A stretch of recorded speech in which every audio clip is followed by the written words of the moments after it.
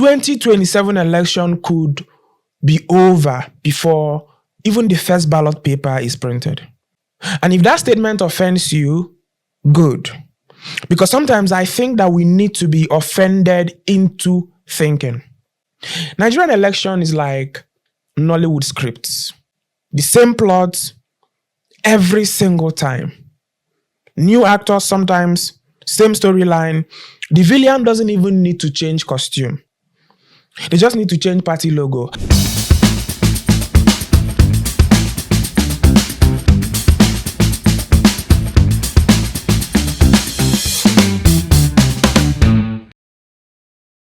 Hello people, welcome to the Civic Room.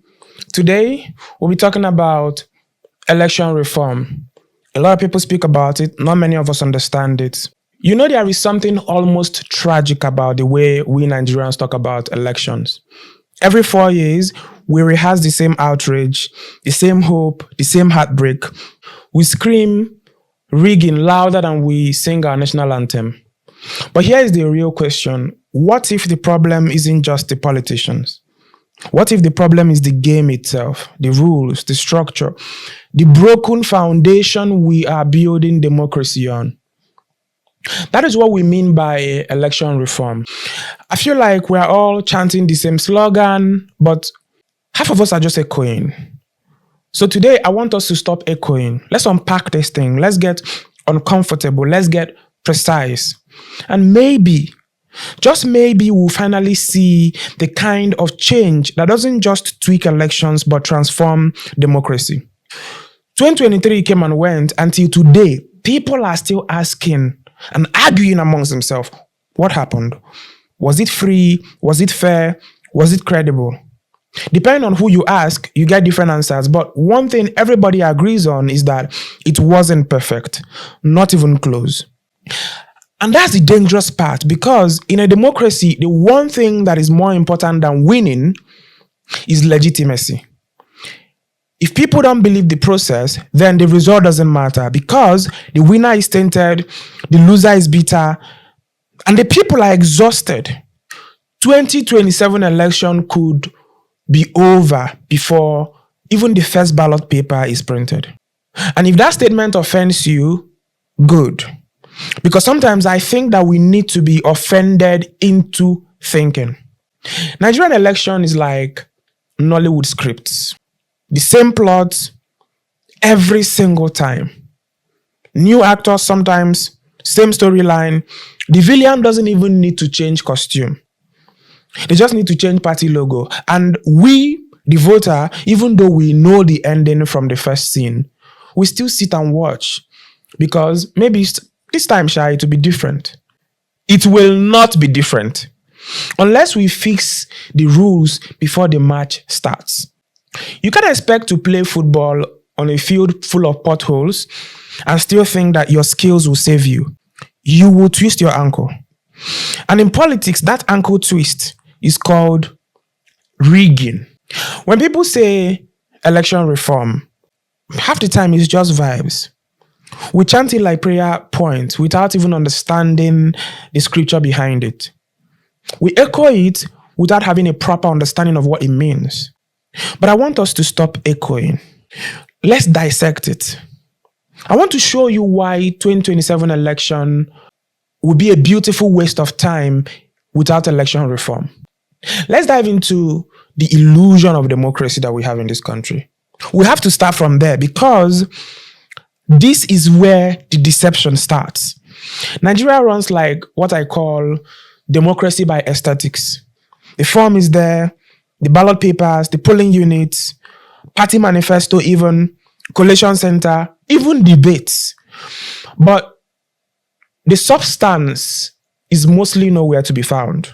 We confuse election with democracy. And the tragedy is that we think that the mere act of voting means that the people are spoken. But the people cannot speak if the microphone, the electoral process, is cracked, muffled, or controlled by a few hands. It's like telling a singer to perform a live concert, but giving them a microphone with dead batteries. And the wicked part is that the manipulation doesn't even start on election day. Sometimes it starts years before. There are 4 layers of pre-election rigging. 1. Voter registration manipulation. INEC's voter register is the heartbeat of elections. Inflate certain areas with ghost voters, frustrate registration in opposition strongholds, and you've already tilted the game before a single campaign poster goes up. 2. Party primaries. You can't have credible elections if the process that produces the candidate is a glorified auction. In Nigeria, party primaries are often cash battles, not merit contests. Delegates vote for the highest bidder, not the best leader. So when we get to the general election, we are choosing between the rich and the richer. 3. Legal and structural barriers. We have laws in this country that make it almost impossible for smaller parties and independent candidates to compete for elections. Meanwhile, the dominant party enjoys the full benefit of incumbency and state resources. 4. Security agency biases. In the months leading up to election, the police, DSS, even the military can be quietly weaponized to intimidate opposition gathering, disrupt rallies, or turn blind eye to certain incidents in certain key areas. And by the time we arrive on election day, the scoreboard is already 4-0 in favor of the ruling party. This is why election reform is not optional. If we don't fix the system before 2027, there will not be an election. It will be a coronation like it has always been, really. Reform is not about making the system perfect. It is about credibility. And that is something that we, the people, can demand. And it starts with 3 big urgent shifts. Transparent voter data, enforced party democracy, electronic transmission without excuses. Let's even talk about the last general election. Remember the early excitement, the youth mobilization, the unprecedented voter registration surge. It was looking good until delayed uploads of results from key states, party agents openly harassing electoral officers, violence in certain polling units, and INEC announcing results even before all the data was reconciled. You know, it was like watching a football match where the referee blows the final whistle before the 90 minutes and then tell you, don't worry, we'll check the VAR later. VAR know the Nigerian politics. Once they blow final whistle, forget it. And this is the rotten roots of our electoral system. Let's not deceive ourselves. Nigeria's election problem didn't start yesterday. It didn't even start in 1999 when we returned to democracy. No. This thing has been marinating like suya since the colonial era. I keep saying this. The British didn't design elections here to give us a voice. They designed them to give us an illusion. Illusion of choice, illusion of representation, illusion of fairness. Check your history books. In 1959, before independence, the elections were already arranged to produce a certain balance of power. I call it laying foundation for future madness. The First Republic collapsed, not because Nigerians didn't want democracy, but because our political elite treated elections like a war game. Ballot snatching, intimidation, falsified election, all before smartphone, all before social media, all before INEC was even born. And by the time we got to 1999, the system was already wired to produce a certain kind of people. And from 1999 till now, every election cycle has been the same old story. Every election in Nigeria since 1999 has followed the same predictable structure. Pre-election manipulation, party primaries that are anything but democratic, godfathers picking candidates in hotel rooms while delegates collect transport money, election day drama, logistics failure, late arrival of materials, ballot snatching, violence in hotspots, mysterious technical glitches, post-election litigation, months of court cases, the judiciary becomes the final collation center. And then, national amnesia. By the next cycle of election, we act as though we have not just lived through the last disaster. This is not a broken system. This is the system. You can't expect a system designed to produce power for a few to suddenly produce justice for the masses. So why do we sit in barber shop and saloons for 3 hours, analyzing politics like football pundits, quoting constitutions like Bible verses, and still end the conversation with "na God hand the day," when we can actually do something about it by demanding for election reform from a place of understanding? That's why today I'm giving you what I call the election playbook. Not theory, but the kind of practical changes that could fix electoral process forever. 1, Electoral Commission independence.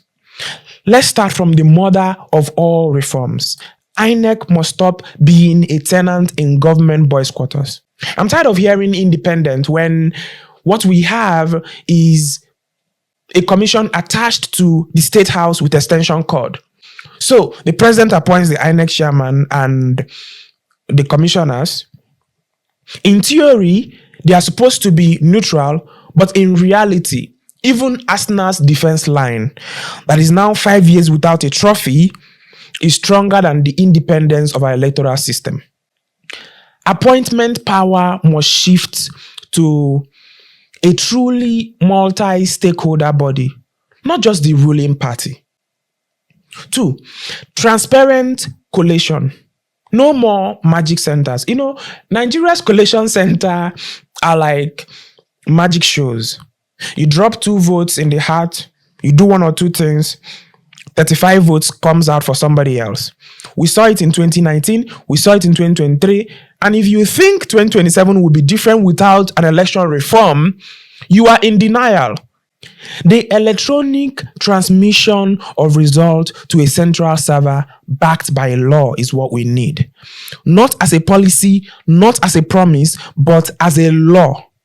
And results that are not uploaded from the polling units should not be counted. No technical glitches excuses.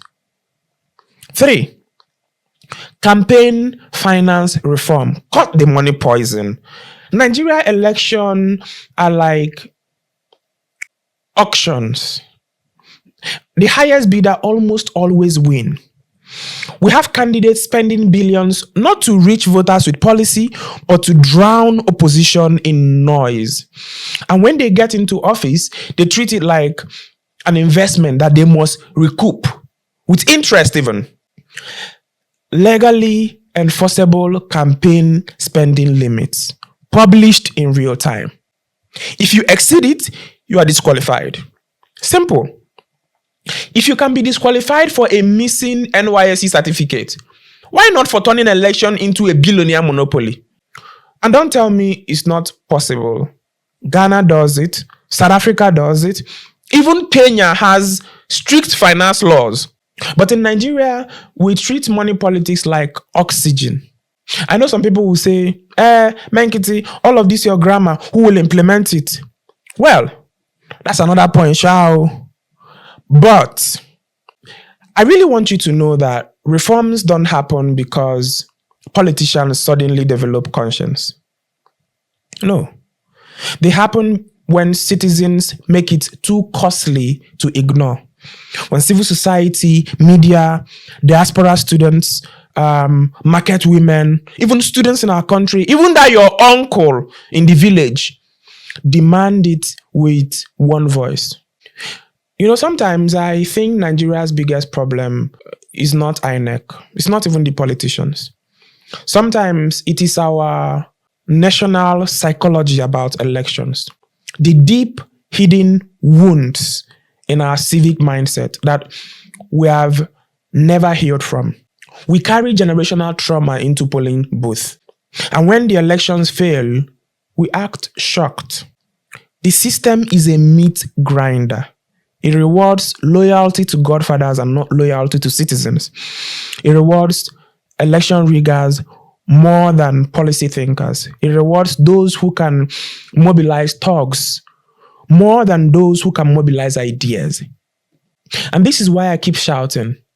Before we talk about choosing the right candidate, we must fix the structure that decides whether the candidate even has a chance to survive in the system. Right now, 2027 could be already compromised. The warning signs are here already. If you are paying attention very clearly, you can see them. Early alignments of power blocks, quiet legislative changes to electoral laws, restructuring of INEC offices, movements of key police commissioners to strategic states. If you think any of these are random, you're not thinking deep enough. Political strategy in Nigeria is a 4-year chess game. The moves for 2027 began in 2023. Right now, deals are being cut in hotel rooms, in foreign embassies, in private jets. Even in front of our face, deals are being cut, deciding who will get party tickets before a single poster is even printed.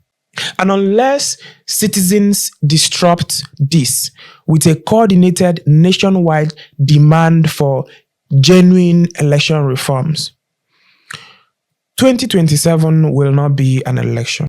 It will be a coronation. Election reform is not a one-week trending topic. It's not something we remember every 4 years even. 2027 is not far. If you count it in election terms, it's like tomorrow morning. INEC is already drawing the playbook. Politicians are already meeting in hidden places, doing handshakes, crossing carpets, and deciding which political party dies, which one leaves. Even governors are already picking their successors behind closed doors. So, join advocacy groups pushing for reforms. They need numbers, not sympathy. Pressure your representatives. Educate your circles. Stop leaving political talks for Twitter warriors. So, stay engaged, stay organized, stay focused. This is Civic Room with Menketi. I'll see you in the next episode.